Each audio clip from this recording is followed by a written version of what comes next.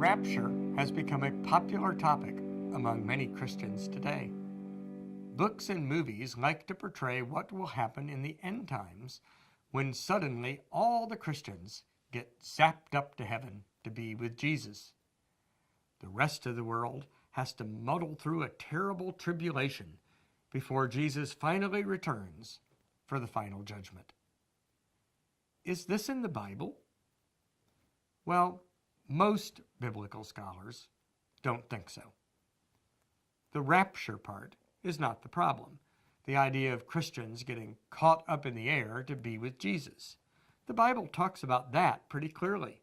It is in Paul's first letter to the Thessalonians. The problem is with the timing.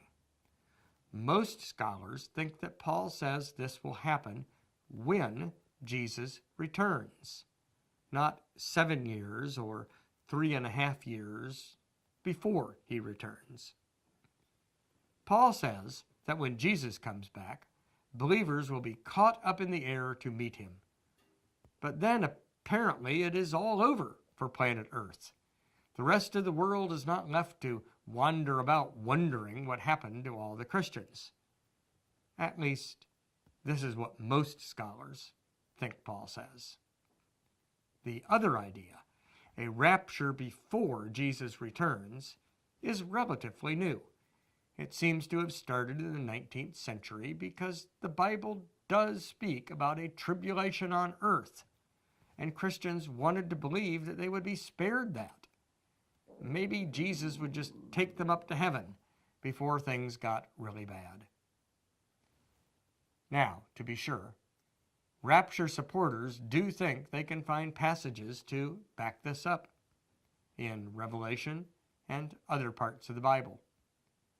But most scholars and most Christians throughout history have gone with what they think Paul teaches in 1 Thessalonians.